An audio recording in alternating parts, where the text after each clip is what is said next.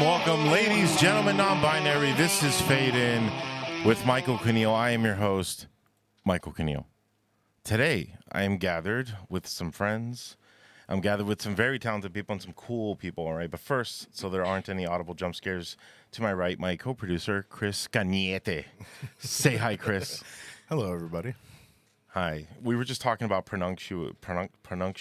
I can't Pronunciation. What? And pronouncing. Pronounce it. Yeah. Right? Yeah.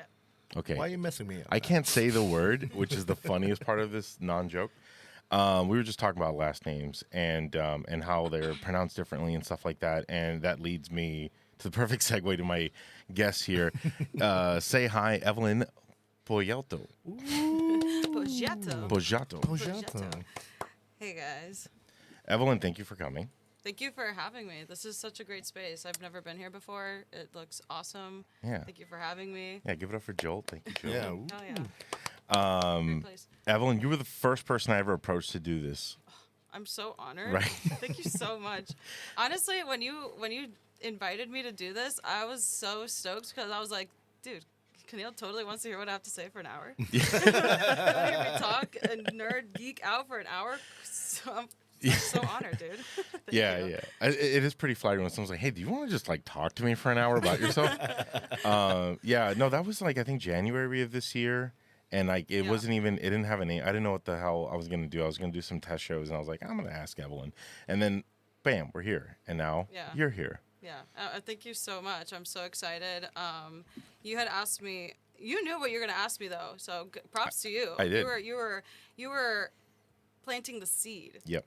And now here we are. Yeah. Enjoy the fruits of your labor, It's sir. It's here. It's happening. Fruits of my labor. You had asked me what my two favorite movies were. Yes. And off the jump, I was like, okay, these are my two movies and whatever. I think I'd switched them like 2 times before actually getting the show. You switched them, I think, 4 days ago. I did, because I was like, wait, this is actually like happening. I'm super stoked. I'm like, I'm coming at this at a different energy. I think I want to talk about this movie. Yeah. This movie. Well, we can talk. I definitely want to get into choices and stuff. And like, we can, obviously not go into too deep on the original two, but I'm just curious, But first, let's get everyone to know you here. I met you at Villain Theater doing improv, right? Yeah. We were doing improv classes. We were pretending to be talking trees and shit. Yeah. and I met you there, your sister as well. And then I found out that you are into politics. Yes. Oh my God. So Treacherous waters. what do you mind telling us more or less like what you do for a living and kind of like how you got there? Yeah, so I am, my official job title right now, I'm an organizer / representative, so I work currently for a union, and I do union work, and That's pretty dope. Yeah, it's great political work. I love doing what I do. Before that, I've done work for local government, so I was actually a county employee for a couple years too, and in between those two jobs, I was actually on a Senate campaign. So I have been in this political, I guess, game of chess for quite some time, and I've learned so much. I've learned so much about the inner workings of the beast and how people and movements and lobbyists and lawyers and all these people have such an effect in our everyday lives. And I've just been so honored, so grateful to be able to learn from some really cool people in that industry too. Okay. Yeah. Are you? So you're happy at for what you do? That's not sarcasm. No, That's sincere. You sincerely sound surprised, though. Yeah. I love what I do. It's Yeah. crazy though. It is crazy. Like when people talk about politics, like, oh yeah, this is so messy. I don't want to do that. I don't want Right. to talk about politics. I feel that too all the time. It's really crazy being in it and then trying to get out of it too. Mm-hmm. I can't. No, I would imagine. I just can't. I would think it requires so like maybe about like 10 years ago or something. I thought about going back to school specifically for poli-sci, right? Right. And I was just really into House of Cards, right? And and I was really like, feeling Kevin Spacey. I want to be. Yeah. Well, I didn't get a chance to. It's never too late, bud. He's never mind. I'm not gonna go there. I'm not gonna go where he's at right now. He's already come back. But anyway, yeah, no, I was really into it too, and I got like super just kind of I started to educate myself way more because we grow up in kind of these bubbles where our parents are influenced by their parents and time and everything like that. So, you're raised in a certain bubble of certain political views and moral views. And then as you kind of get older, you kind of make that decision of like, okay, do I still agree with what was like taught, or do I have to uninstall basically these things that have been taught? Right. So you find 100%. you find your own political identity. Yeah. And I found that very exciting and liberating in my mid-20s. So I wanted to do it. And then I looked at all the fucking work and all the shit that you have to do. So I asked, I'm like, so you're happy? I would be wanting to fist fight everyone there because I don't have the emotional capacity Oh, to I've gone close to it. But we got that anger. yeah, I'm too angry to work in an office You like can that. only have so much patience because you're dealing with so many different groups of people. Yeah. There's some people you want to help a lot of people, but it's a thankless job. And what people don't know about community is that the price to pay for it is inconvenience. So you have to kind of just you definitely you should like it, Right. because if you're going to inconvenience yourself to expose yourself to these groups and these different types of people, some of them are not going to have the same views as you. That's the price you're going to have to pay if you're willing Yeah. to be in those spaces. Definitely one of my friends right now has really gotten big into it because he was like, I don't trust the news. So he's just watching congressional hearings. I'm like, Yeah. dude, you sit there and he goes, yeah, man. He was a lot crazy. I go, yeah, so I don't I'm like, I can't. I get angry. Yeah, I'm yeah. like, go fight all these old guys right now. Yeah, I get. Yeah, it's one of those things where it's like, and I'm sure you've experienced this, but when people say like you have a seat at the table, that whole like metaphor, right? And like when you finally get to a good table where you're around people that influence the community around you, people that call shots and are in charge. You get to that table or close to it, and like for me, like I've done like comedy and on like other stuff. You get to that table with these bigger people, and you're like, oh, you guys are just as dumb as I am. You guys are just as like silly and human and dumb as I am. So it's like, yeah, it is kind of frustrating Yeah. when It can be a political the political scene can be very intimidating sometimes. So I mean, I'm glad you know that, because everyone has a right to be at the seat of the table. It's just, again, those certain people, you're not going to be able to influence, or you don't have those connections. So just don't be afraid. Sometimes you're going to have to step into spaces where you feel alone. yeah. It's Do you still have any personal, like, political ambitions? Me, myself, and Yeah. well, I'm currently studying to go to law school. I want to become a lawyer officially. Okay. I want to have that under my belt. I don't know. I at one point wanted to run for office, but I saw how much handshaking you have to do. And yeah. It's a lot of stuff that goes. Yeah. a lot of deals that I don't know if I want to make. I don't know how much I want to shave off of my Self? myself, Well, my because morality.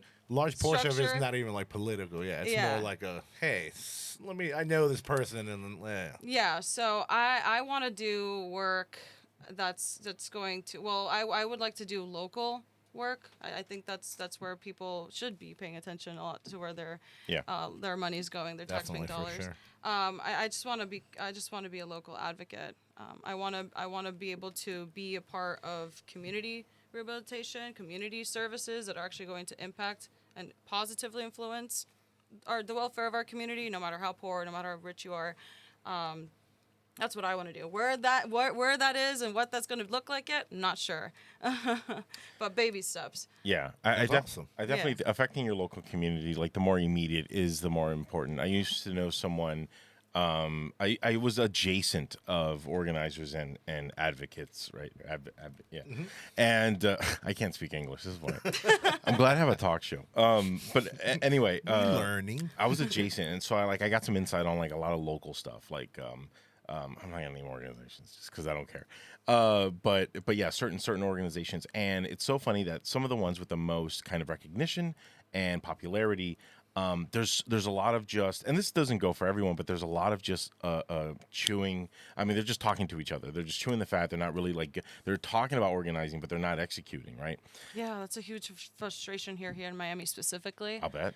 It's pretty bad. I mean, I would see it's hard to connect certain groups of people with each other because of we know terms like the old guards Yeah. of certain parties, and I'm not going to go deep into that right now, but that does influence a sort of commonality that isn't being open, like that door's not being open. It's stuff that's being gate kept that shouldn't be gate kept. You know, showing the younger generation how things should be, how to organize. As simple as that. You know, why don't we have more of those opportunities around? Because they don't want, they Yeah. understand the unity. If we unite, then, bro, it's Well, like, also Exactly. just like the old guard, you have the established kind of culture and generation, and then it's like, yeah, I don't see enough kind of younger people being involved on all levels of government. But yeah, so I remember local government. I knew someone who went to work. I'm not just not going to name any organizations, but they went to work specifically with an organization that directly helped the unhoused, right? And where this person would like drive people to doctor's appointments, help other people move out of like small units and stuff that they were evicted from. And this is a person who, for many years, wanted to be political and in the political scene, and saw that once you kind of hop in on something like this, you directly affect the people in your neighborhood, in your community, in like, frankly, a way where they need it now. Like, how is this person going to get their medicine? How is this person going to move out? Like an elderly person that's been evicted and they're like 80 something years old and they live in the hood and they don't know where the fuck to go. You know what I mean? Like, it's so important to just help those people that are currently like drowning, immediate help. So Yeah. it is really satisfying to kind of put effort into your immediate community, because there's so many things in place systemically to keep kind of people out and stuff like that. Yeah, and there's so many different issues that you can help with. You know, as long as you're passionate about it. It's cool to empower those folks. So. Yeah, absolutely. Yeah. Absolutely. Anyway, we're going to talk about some kung fu movies. Speaking about fighting the bad guys. Speaking about fighting the bad so guys. about the homeless, what really help Kung Fu class? Yeah, yeah. Really get them off the streets. Before we get into your choices, I do kind of want to talk about just kind of your impression on like pop culture, right? Like I came up to you and said, give me 2 movies. And the 2 movies you gave me at the time were Pride and Prejudice. Right, not Pride and Prejudice and Zombies. Not that one. Well, that's a classic. It's a classic What can as you well. say about Very it? different. Fantastic. But Pride and Prejudice, the I believe 2004 one, right? Yes. With Keira Knightley. Yes. And then Keira Knightley like 17 or something. We looked that we up one found time. LaMountain told us Yeah, that. we looked it up one time. We're like, well, yeah, LaMountain gave us some very like hard Pride and Prejudice facts. She was a young actress. Yeah, LaMountain picked Pirates of the Caribbean: Curse of the Black Pearl, and apparently she was 17 in that movie. So this is 2004. Yeah, she's like 17 years old, and she's like starring in like this fucking Giant, massive huge production. movie based on like a classic novel. She definitely failed her senior year. Well, she got paid, so fuck it. But yeah, you picked that, and the other one was Shawshank Redemption, Yes. right? You remember? Oh, You man. remember? Why You wanna remember? You remember? Berries? Yeah. Why you want to talk about the big sisters, bro? Well, she changed them to. I like it was very like it's like, you know what, Pride and Prejudice and Shawshank Redemption, and then she changed them to like a lot more fun movies that are also deep. I'm not like knocking those movies. Love all of the ones you're yeah, talking yeah. about, by the way. Still, those still are top. So why Shawshank? I'm curious. Like why? What is it about that movie that kind of initially wanted that you didn't think about it? That came to mind. That one, I'll talk about why I love that movie and why I switched it.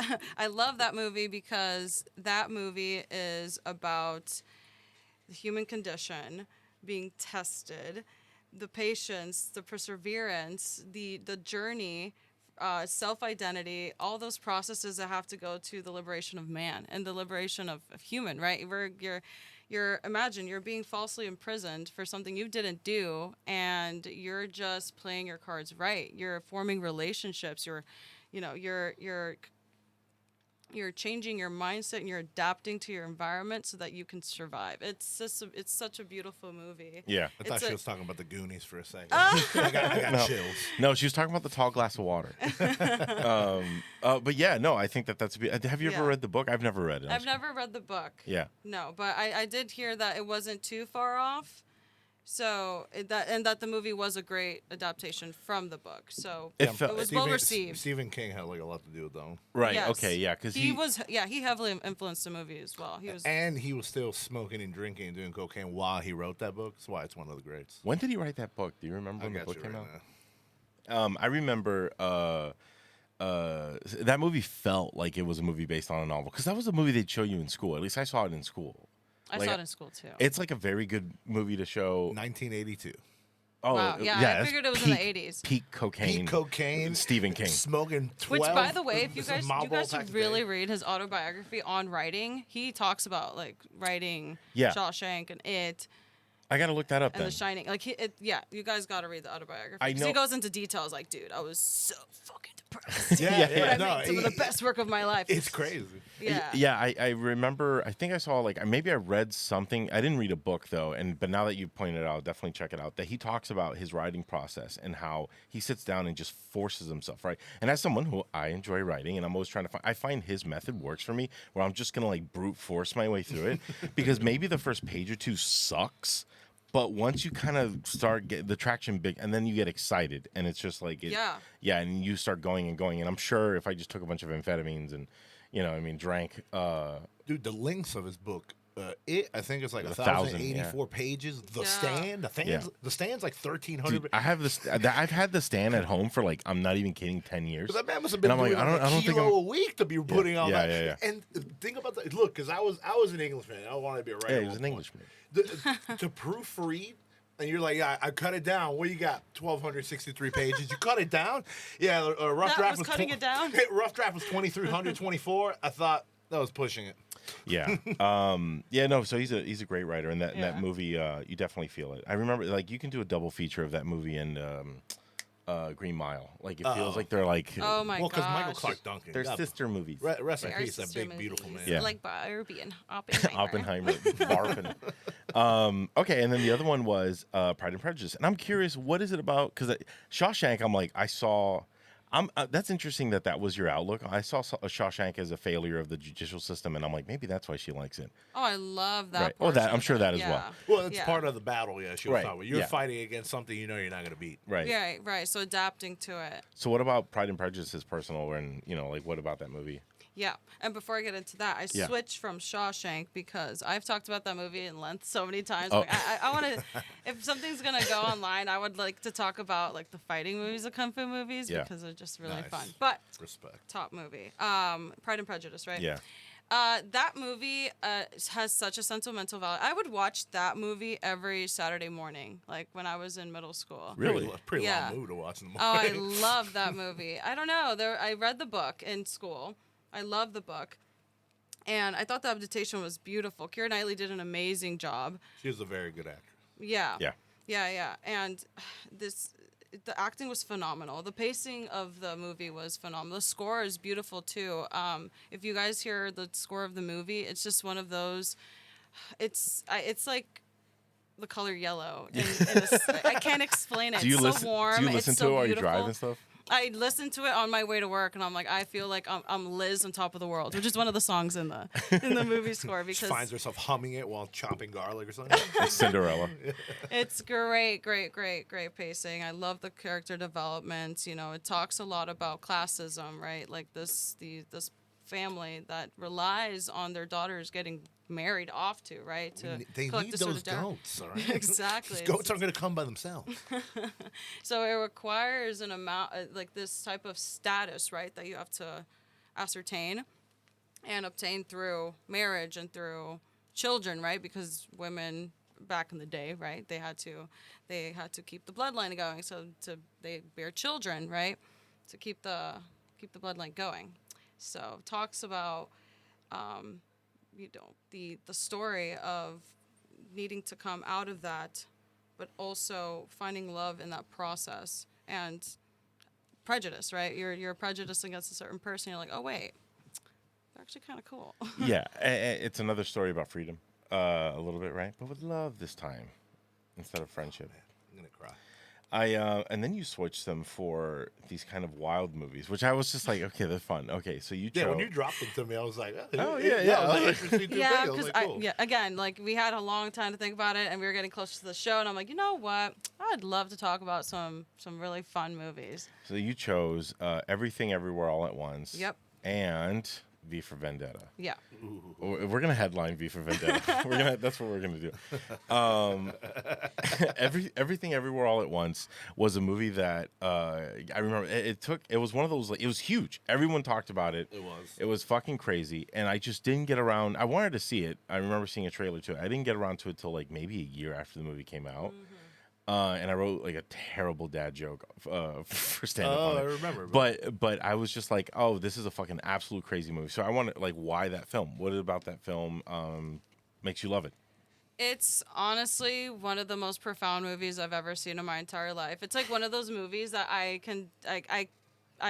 don't think I can not get emotional talking about it. And there's not, Yeah. Shawshank and Pride and V for Vendetta. There's these movies just bring about some emotion that I sometimes I feel like I can't even describe. And every time I see the movie and every time I talk about the movie, I'm here like, whoa, I didn't even think about this, or rewatching certain scenes. You're like, whoa, I totally missed this. I actually rewatched the movie the other day Yeah. just to get a fresh perspective on it. And dude, it's just first of all, besides the plot and everything about it, the acting, the editing it's phenomenal.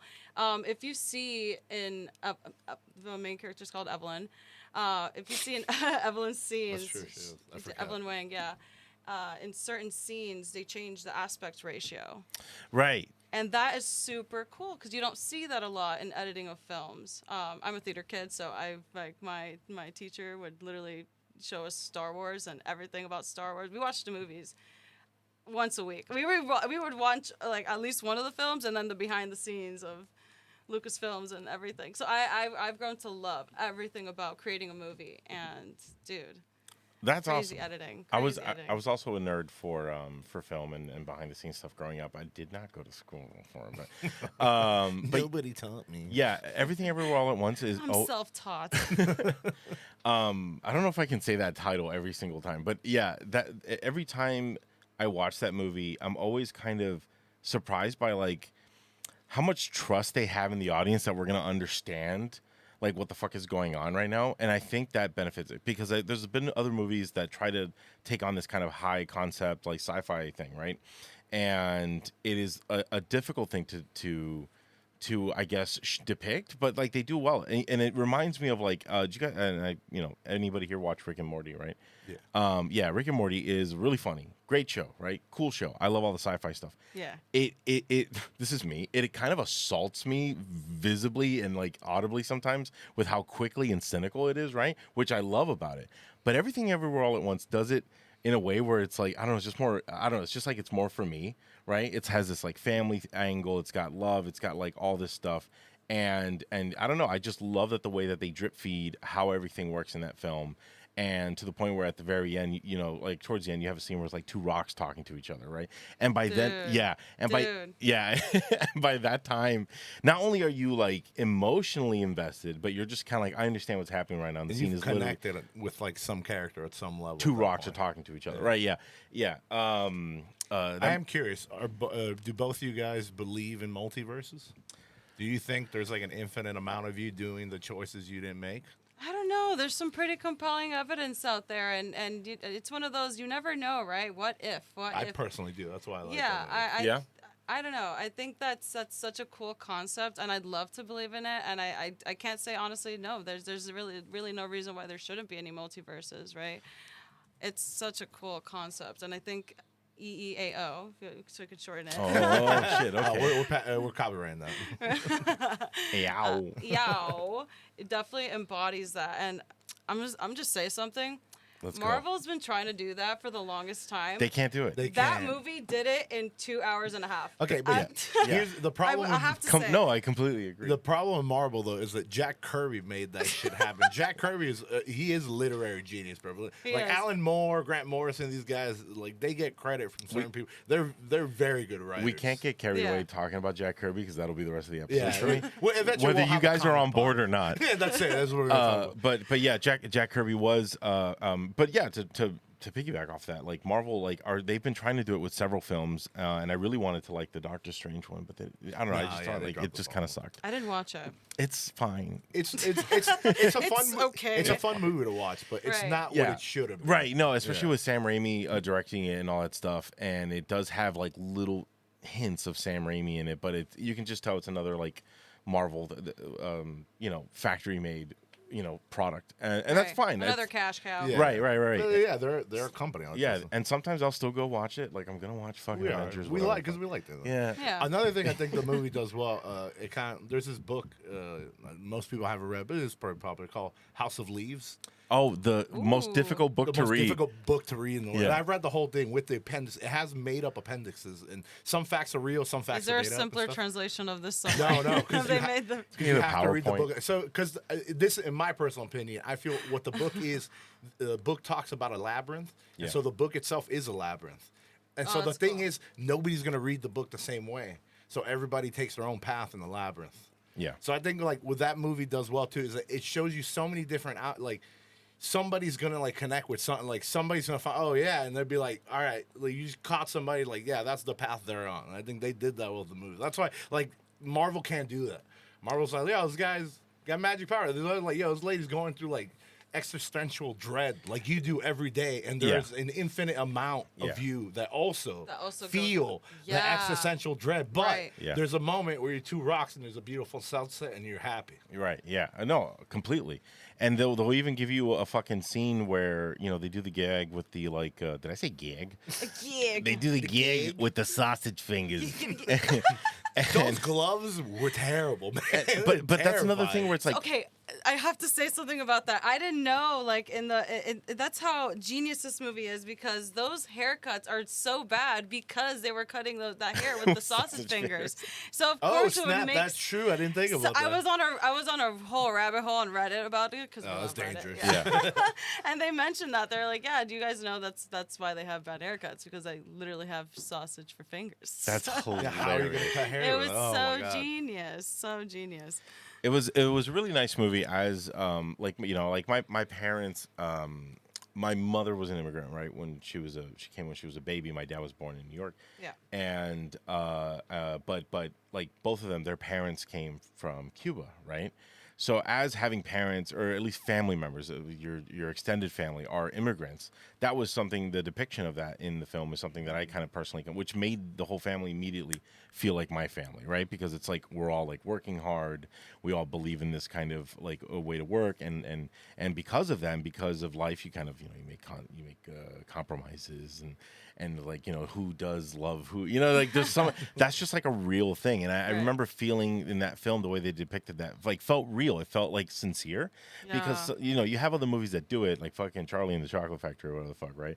Or Willy Wonka and the Chocolate Factory, right? But that one, it feels more like whimsical. I mean, I know I'm talking about like an old film, but sometimes they shy away from that because it's a little uncomfortable. Where like I feel like the DNA of this movie is that it's this family that like love each other. They want you to feel uncomfortable. Right. Yeah. It's so great the way they depict family and everybody, and everyone has their own different personalities. Oh my God, yeah, and the way they come together at the end, because at the beginning of the movie you see that the movie literally starts with Evelyn struggling with the invoices of her business, right? The laundromat that they own.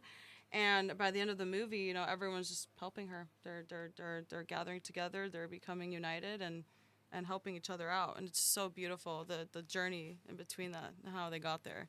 So beautiful. Yeah, it is. Which one of the characters would you relate to the most out of that whole wacky family? Probably Joy. Yeah, I think so too. Yeah, absolutely. Oh my God, what? Yeah. Like those costume changes? You're kidding me? Like, she's so infinitely powerful. Like, what? Yeah, no, she's dope, and she's angry. She's so angry, and I love it. That's where I connect with. But she just wants to be understood. Right. No one gets so her. relatable. She just wants to be understood. She's getting affected by that generational trauma and that backlash that she's getting from her mom, right? Who doesn't place herself in those shoes. Yeah. Which is a big part of that movie, is placing yourself in a perspective of another, and it's just they did such a great job doing that, and that mother and daughter dynamic. Oh, it was great. It was great. It's tangible. It's crazy. Yeah. It's so funny because I'm a man. That Really? I watched. Yeah. Oh my God. I watched. know. I watched Oh, that. no. I watched that, and I watched like Lady Bird, and I'm just like, oh my God. Lady Like, oh my God. That's when I was growing up. I remember watching Gilbert. What's Eating Gilbert Grape? Oh fuck! Remember I'm that just one? like- Oh my God, I'm like, you just leave your mom in a burning house? I was like, Yeah, yeah. Johnny Depp, why? that's a tearjerker. And I had to go eat dinner. Yeah. Please. Bang. Just crying, eating spaghetti. Yeah, no, those movies are great, and I love that they brought back that they brought back. Oh my god, I forgot his name now, but fucking Short Round. I was gonna from, say me. That's who I would be. Ki Hyun Kwan. Ki Ho Kwan. Yeah. He's so good. His I martial had- arts are amazing. Oh my god, the acting was so phenomenal.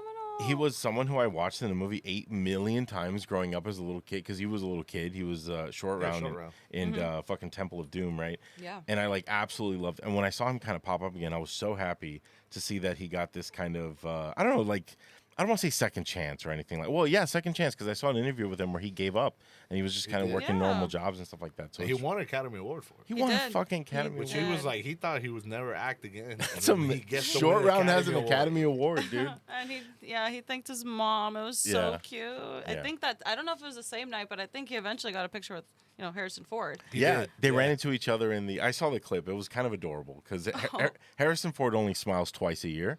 And he saw Short Round, when he he saw smiled. Short Round, he smiled. Yeah. Yeah. And the Harrison, it's a half smile. It's like he's having a stroke. Yeah. Only half the face. What? It's okay. I can say that. We don't talk about Harrison Ford like that in here. But anyway, yeah, it was great. But of course, the star of the fucking show. I mean, of course, I love Jamie Lee Curtis. I don't. No, Love but her. Michelle. Also won an award. Yeah, that's right. That movie swept. Yeah, she did. Michelle, Yeah, but I love her since Crouching Tiger. Well, Michelle Yeoh, the star. Yeah, I love the Super Cop with Jackie Chan. I think she was like 20-something years old. She was like super young. But Crouching Tiger, Hidden Dragon, I remember made her like a huge star here in like United States. I think that was the first movie I saw her in that I can remember. Mine was The Last Geisha. Oh, she is in that one too, correct? Okay, Yeah. I don't think I saw With that the one. other girl from Crouching Tiger, Hidden Dragon too. The She's younger one that Yeah, the steals younger the one. sword. Okay. Yes. Cool. Yeah, I saw Crouching Tiger, Hidden Dragon. When that came out, I was like, this is wild. We're just gonna not Dude. care about.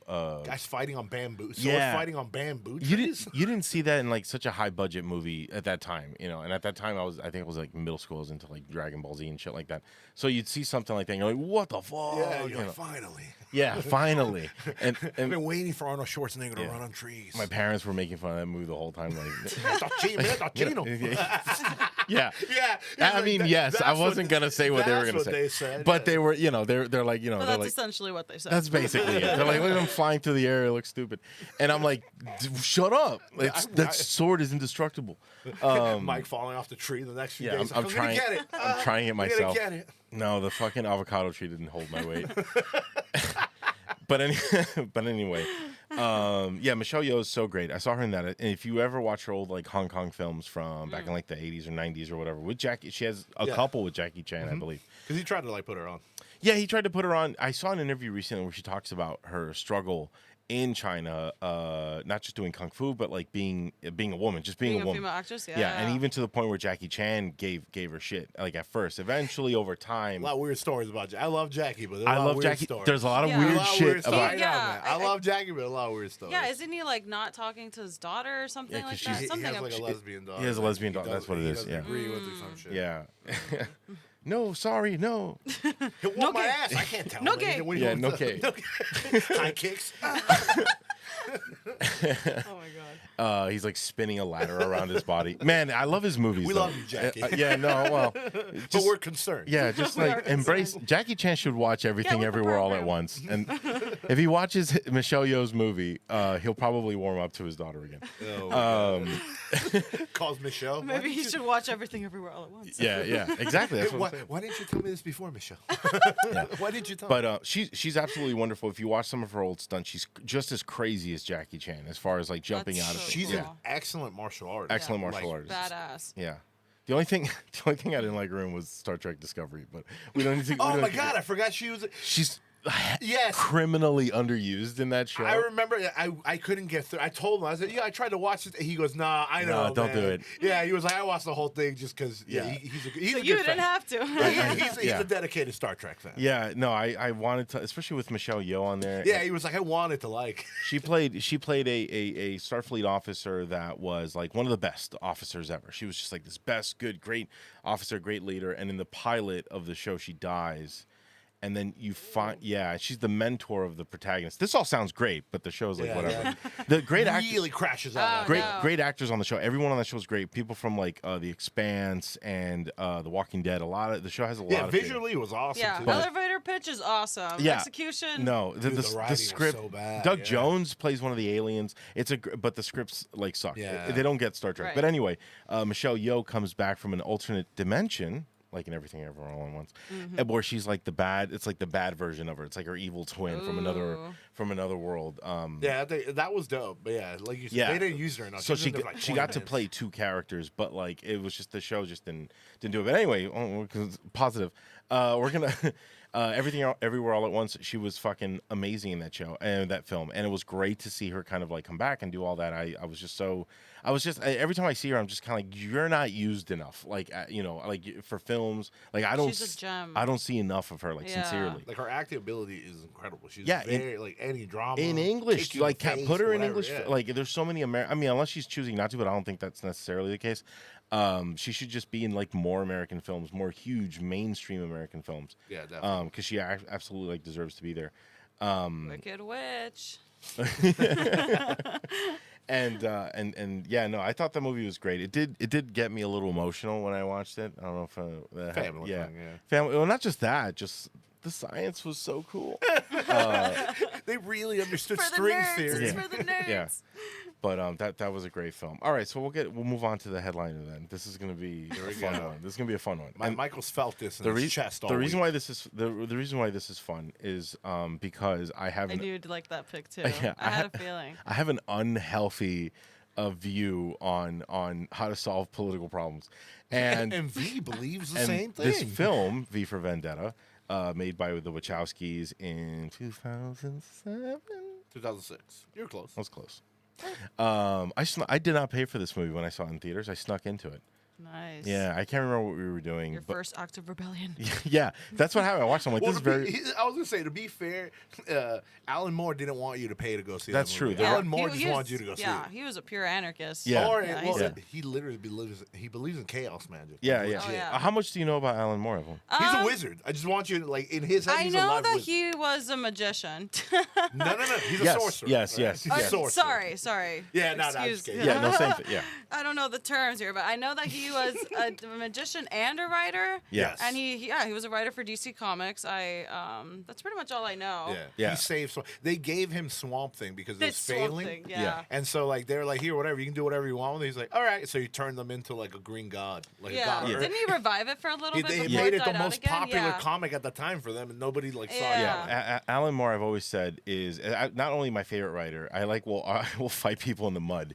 I think he's the greatest writer of all time, right? And like sincerely, and I think his run on Swamp Thing is my absolute favorite thing to read ever. genius, yeah. I'm always I always gift it to people, and I know they don't read it, but I always like, here, you should like to read this, just the first 6 issues, just read the first trade paperback, and Just read Swamp Thing. yeah, and it's Great, like, dude. and I get it because like Swamp Thing, it's like the creature from the He Black looks Lagoon. terrible, yeah. Well, it's not that But he he's looks super strong. It's just cool. like, what the hell is this about? Yeah. You know It's what a I mean? hard sell. It's a hard sell. But then about once you saving the green. once you start reading about it's about humanity, existentialism, the world. Like it's about so many different things. Yeah. What I didn't know though is that he did participate in writing some of the Batman series too. He was Yeah. Yeah. So that was cool to know, and I was like, of course he would did all be, the dark of course. stuff. Alan Moore has done. He made his bones with Swamp Thing, and then Yeah, he did. He did The Killing Joke for Batman, which is the Barbara Gordon story with the Joker. Shoots her paralyzed. and Yeah, stuff. yeah. He did Whatever Happened alert. to the Man of Tomorrow, which is a end of Silver Age book for Superman. He did Watchmen, which is Watchmen. very Which everybody popular. Loves, yes. He did a bunch of stuff. From Hell, which was a bad movie, great book though. Good book. He Why did is it a bad movie? because I think League of Extraordinary Gentlemen. he did League of Extraordinary Gentlemen, which was also a bad movie. Good book. Which is why by The the movie's all right. by It's the not terrible. by the time V for Vendetta came out, he was just like, don't use my name, I don't care, just give me just my pay me. He's just give me my I need check. money for my chaos man. Yeah. These crystals aren't buying themselves. And I read the graphic novel, the comic book V for Vendetta. It's a little. The movie's good. It has one big change, but for the most part, it's kind of on brand. It's Yeah, it's a they good. kept it Yeah, from, yeah, They yeah. commercialized a certain part of it, but Yeah. like it's basically the Right, story. right, right. but right, it was the Wachowskis who are just incredible filmmakers. Like everything that Wachowski's done has always been a lot of fun. We literally, Tom LaMountain picked Speed Racer, which is another Wachowski, which is like people don't like it as much. But visually, it's actually an excellent movie. But all their films are great. V for Vendetta is absolutely wonderful. I remember I snuck the original Matrix. They stole the idea from The Invisibles, which is Grant Morrison. Oh, right, that's true. Their camera work is really incredible. like Yeah, Yeah. it's because and the reason is because the way that they shoot, especially their action scenes, they shoot it in like a With like it's 30 called something that it's called the Hong Kong mode, right? Yeah, So you get like this big wide shot. So it's like how a lot of films in China, like films that Michelle Yeoh and Jackie Chan worked on. Right. So that's why Everything Everywhere All at Once has some of that, and then V for Vendetta as well, because that's how they shot a lot of the fights in the Matrix and shit like that, and it just looks better because a lot of movies now. Not that I like dunk on Marvel, like I like Marvel, it's fine. But like if you watch like some of their fight scenes where it's like two people in like a room, there's a lot of cuts. It's tighter. not good, You don't really see what's happening, and Right. that's what makes it more exciting. Yeah. But yeah, V for Vendetta, I saw it as a teenager, and I remember watching it. I never read the book or anything. I just saw the movie first, and I was just kind of like there was something so visceral about it. And I think like growing up now, especially like with just the way things are, I feel like Alan Moore predicted the future. Like every one of Really these, did though. a yeah, little bit. like Yeah. every single one of these like post-apocalyptic depictions, like Alan Moore kind of had it. Or it's like Yeah. it's not going to be this big ceremonious thing. There's just going to be a lot of eyes on everybody. There's just going to be a lot of like normalized coldness and stuff like that. Yeah. Same wrote- aura as George Orwell. Like Yeah. it was just right there. Yeah, it was right there. So what about V for Vendetta? I don't know. Like, why was that your choice? Also, when, like, how old were you when you first saw it? So I read the graphic novel first. Oh, did you? Oh, I fuck did. yeah, sweet. dude. I did. Hell yeah, The yeah. movie had already been out for a while. I mean, I was born in '98, so Yeah. I was maybe 10 or 11 when I first got the graphic novel. It was very digestible for me to read. It was my first purchase in the book fair, so I have such a sentimental value to hell that yeah, as that's well. I awesome. had the book for years. And I just remember being so enamored by the way it was done, the way it was illustrated, but then a deeper story in it. I was like, this is no golden book, little golden book. Yeah. This ain't no magic treehouse. This is literally a fascist government Yeah. controlling the population by the media. And I'm here, like, I didn't know much about my government yet, right? Like, so I didn't have, that relation to that. I couldn't tie that into what's going on in my life, at least not at the time. But I was just so enthralled by V as a character. Yeah. Him as a movement. The characters that were the good guys that ended up being the bad guys. People that the mass had to trust, but they weren't good people. They profited off these experiments, and again, to control the mass, they use media outlets to do that. It's mass panic, and I just thought it was so incredible. Yeah, the way it's shown in the I mean the film pulls it straight from the comic, right? Because they know, but like the way it's written out is that like these are unceremonious like Nazis, right? Basically, Right. These are, and he says that I saw They're an not Nazis. Yeah, they're not Nazis, but they're Nazis. And and Alan Moore talked about, I saw in an interview where he talked about how he wanted to write these characters as normal people. He's like, because that's how it happens. Like even back in Nazi Germany, like there were people that were kind of radical and crazy, but there were other people that were just quiet because they didn't want to stir up any trouble. There was other people that, maybe believed it, but they didn't really know the reality of it. They're just kind Yeah. of like ignorant. Yeah, and they showcased all of that because you have Evie Hammond, right? Evie Hammond was a regular citizen. She didn't know about all this stuff. In the beginning of the movie, it seems like she almost didn't really mind it. She was It was normal world right, to her. and some people think, they kind of tie apathy to ignorance. It's like, no, it's just these people just aren't informed yet, right? They're not ignorant by choice, right? And if they, they're being fed this narrative that what is happening around them is okay, it's fine. And then we're just seeing her being introduced to this character, and it's like, oh my God, there's so much more to this, right? And then she kind of gets involved, and then she gets radicalized through her being falsely imprisoned as well, Right. and like going through that journey, and putting herself in the perspective of those that were ostracized by this vindictive government. Yeah, V had to show Evie The way. the way. And we sit there, we're along we're there for like her awakening, right? For Right. her Oh my awakening to the world. God.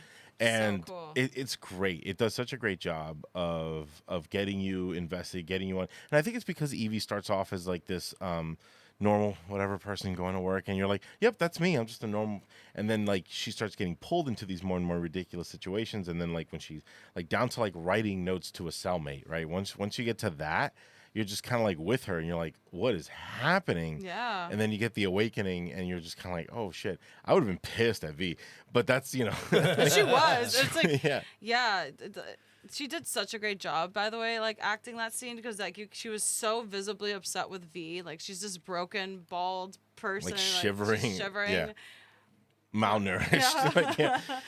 She's a completely different person, and she's there like grieving herself, and she's mad at V, but she's like, wait, like. He taught her, I guess, also just like the importance of how you can be a movement yourself. Yeah. And I love that you never find out V's like identity or anything like that. Like to me, like that is so. Yeah. I mean, you know some, but you don't know Yeah. all of it. Yeah. And I love that. I love Yeah. that because you can't kill a symbol, right? You can't kill like Yeah. a cause. Ideas that's are the point. bulletproof, Or- as the movie says. exactly. I remember It's I had beautiful. I had an English professor that wrote this like paper, and I remember he was like, you can't. It was an argumentative paper, and he was like, you can't. I'm not gonna say what it was about, whatever. But he was like, you can't argue this point. He was like, because it's ideal. I was like, what do Right. you mean? He was like, it's ideal. He was like, it was something about stopping world hunger. So he was like, of course. He's like, yeah, this is good. He's like, I can't. Why would I argue no against that? He was like, you gotta tell me why. He was like, this will actually work, and I was like, damn, that's good. Yeah. I'm like, is that what most people? Yeah, they give you something ideal. It's like, yeah, you can't argue. And so it's like, yeah, because they're not trying to give you a point to argue. You're like, When damn. the teacher teaches you things. Yeah, exactly. I was like, damn, you worth my money. I imagine your teacher was sitting at the edge of his desk eating an apple while we were having this conversation. He drinking coffee, close. Drinking coffee. I wish okay. he was smoking a cigarette, but I'm not that old. Yeah, the teachers that smoke cigarettes are the ones that really have something Right. to teach you. They you know? care about you too. Yeah, I V for Vendetta taught me how to make an egg. Oh, yeah. Yeah. Ooh. Do you remember the breakfast he Yeah. makes her? Oh my I've goodness. literally done that a bunch of times because of that movie. I just remember watching. I'm like, you can just do that. I didn't know that was a thing. I'm like, I can't cut a hole through Cuban toast like that.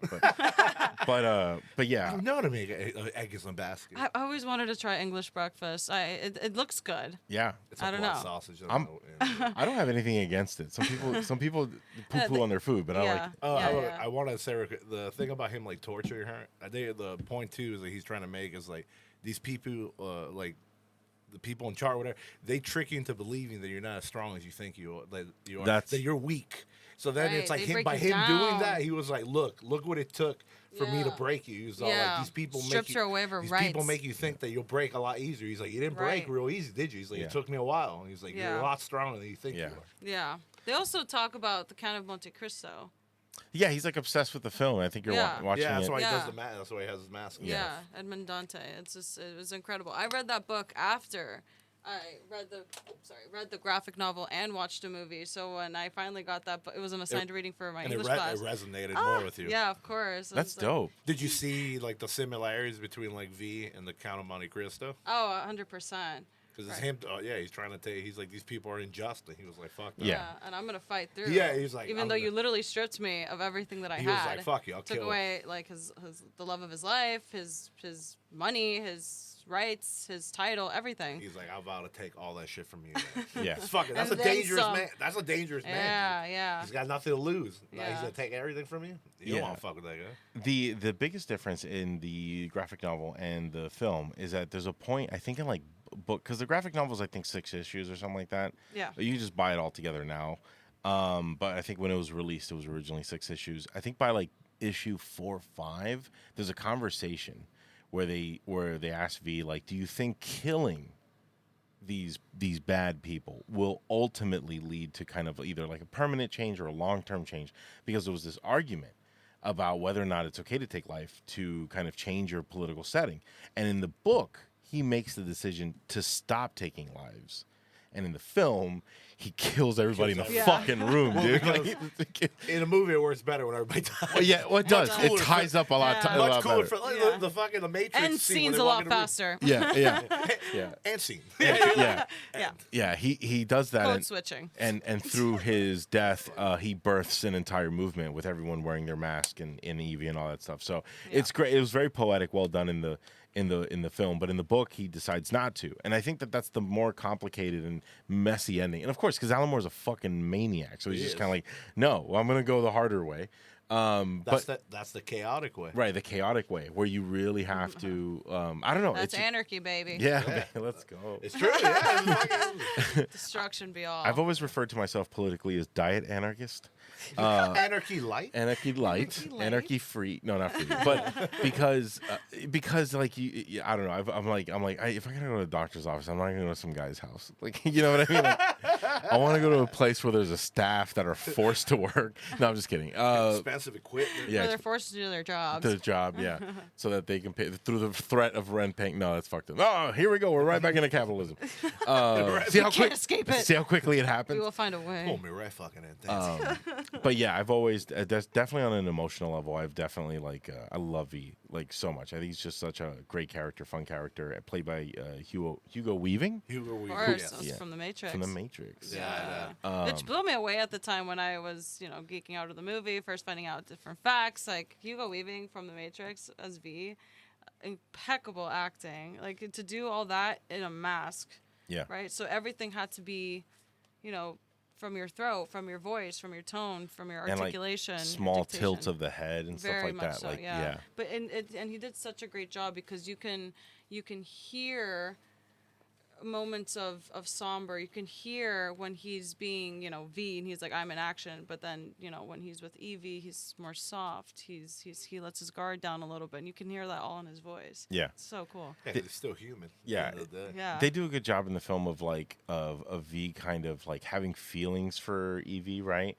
But like stopping himself because his mission is too big. Well, you can't have attachments when you do a mission like You that. can no. Well, no. because you the can thing- bomb Parliament. No, you The thing is, like, all those missions are always the same shit. You know it's a suicide mission. You don't Yeah. plan on Yeah, surviving. and I love that the movie is definitely trying to teach you those things because what he was saying that you love someone, but you also love the mission itself, right? You have to sacrifice that, and I think I don't remember what movie they were watching, but they were watching an old movie where I remember Evie asking like, why would he not was- be with her? Why would he? I think it was the Count of Monte Cristo, right? The old movie, yeah, that's Yeah. right, yeah, that's right. So they were watching that movie, okay, and reading that book also taught me that sometimes you have to make those sacrifices, and you had one perspective of how your life was going to go, and now you have another, and it's like, fuck. For me to get to that point, Yeah, for yeah. me to enact change, I have to sacrifice these parts of my life. Completely. Yeah. Which is That's right. Which to go all the way around. When I was had interest in poli sci and just the more the political world are getting more involved, and then when I was Yeah. adjacent to it, kind of just peeping over the fence a little bit, like I was just kind of like, I think in my heart, right, the only way to truly kind of really do this and make any real change is to completely give yourself to it. And I'm like, I can't do that. The price of inconvenience. Yeah, no, Circling back. very true. Yeah. Very true. I'm like, I'll just tell jokes. Like, yeah, I was like, people laugh on my existential dread. I'm good at this. Hey, Y'all want to yeah. law? But you're doing it in a different way. Like the same way I'm going out into communities and I'm advocating for things that people don't really know about. You're telling jokes. You're going to a space where people really need to hear a laugh. People really need to, let loose and that escapism, right? Yeah. That you are that person for them, and you've created a channel for people to enjoy themselves in a community. You convenience yourself by showing up to these places like, damn, now I gotta write material. Yeah. Damn, now I gotta do a podcast and Yeah. do research, and right, But it's the price of inconvenience, but you do it because you love it. I right? do, yeah. Yeah. Let me That's ask so- you this: if somebody wanted to start helping in their immediate community and stuff like that, what advice would you give them to Well, go about it? Yeah, I would. Well, we do live in the age of social media, and there's a lot of events that go on here in Miami specifically. So it's really what you would want to cater to, and it's a trial and error, right? So there's environmental movements you can attend. They do beach cleanups all the time. There's recycling events that you can do. There's this gun control organization here in Miami. They're very strong. It's called Moms in Demand. Oh, And nice. yeah, and they do a lot of advocacy for gun control, which is so needed. So it's really just doing a little bit of research, something as simple as showing up to an event here and there, and these events are all free. So Yeah. so it's just putting yourself out there, and don't be afraid to ask questions. I mean, I'm always available if people need to reach out and know exactly where to go. I can connect them with the right people. It's about building bridges, Right. and I think I mentioned that in the beginning of the podcast. It's a little difficult here in Miami sometimes to organize, and because people don't really know what to do. Right. They don't know where to go, and I wish there was this like huge community calendar. I mean, it'd be super overwhelming probably. There's just so many things. That's the thing though. There's just so many things going on. You just have to choose your pick from the litter Yeah. and find what you like and find what you're passionate about. There's really no key to it. This just it could be something as simple as just going to something that you like, and if you find it pretty cool, you keep doing it. And you build movement, you build community, you build culture and relationships. I can tell that you genuinely love it, right? Yes, you're very passionate. And not even before this conversation, because I have you on social media, and I can tell, like, you have people post stuff, and you're like, this person's sad. Like, this person's a little too much in love, cringe, and that's just their like father yourself, never hugged them. right? Yeah. Okay. And I can tell that you're an absolute dork, and in the most endearing way about working like with like you're like I'm here at this giveaway, I'm here at this like food drive or whatever the fuck. You're always like doing something, and I can just tell that you're like really into it. And I think that that's really endearing. I think that's great, and I think there needs to be more people like you. No, seriously, involved. you definitely give me faith in like the human race. So God bless you. Thanks, man. I'm just so grateful to have what I have, and I'm just so grateful. So if I can be able to pave that way for my communities, people that don't really have those same resources as I didn't have before in my life, I want to do that. So let's do it, man. Yeah, let's do it. Let's do it. Let's do it. I can't wait to continue being out there and showing people that it's just as simple as having conversations, teaching people. Right. Public information. It's true. Knowledge is power. Knowledge G.I. is Joe's power, one baby. line, bro. Yeah, Yeah, that's exactly. something they can never take away from you. And when we do our conspiracy theory podcast, family, we'll have you back. The birds are actually goats. All right, so we're getting it stupid. Where can the people find you, Miss Poyato? Well, I have Instagram, so that's Evelyn Poyato. I think that's about it. That's all I have. That's all you got? Yeah, I don't. I don't even have an keep it email. simple. I don't It's even. If you want to email me, sure. First, last name @gmail.com. I love to do work. Again, if people want to get involved, it really is as easy as doing some research. I'm always available to answer any questions anyone may have on that. But yeah, thank you guys so much for having me. I really appreciate it. This is such a great space. I love what you guys are doing, and it's like building communities such as this one, right? It's like getting everyone involved. Exactly. And dork out together. Yeah. Literally, my mission for this like whole show was just like build the community, among artists, among other people. Just So, nerd out with some people. Yeah, and I really appreciate that. I was one of the first people that that you've I had, thought like, of. Yeah. I was You like, were. He's been for like a year. yeah. He's been trying to like fix the date for a bit. Yeah. So we appreciate you. Really. made Thanks. it So yeah, work. thank you for coming. Thank you to my assistant Chris for being here. Thank you to Jolt Radio for having us, guys. If you want to follow me on Instagram, the show is @FadeInMC, and my personal and funny, hopefully, Instagram is @MichaelConneal. Please follow us all and spread the Yeah. word. Thank you guys Spread for love. listening. This has been Fade In. Goodbye. Bye, everybody.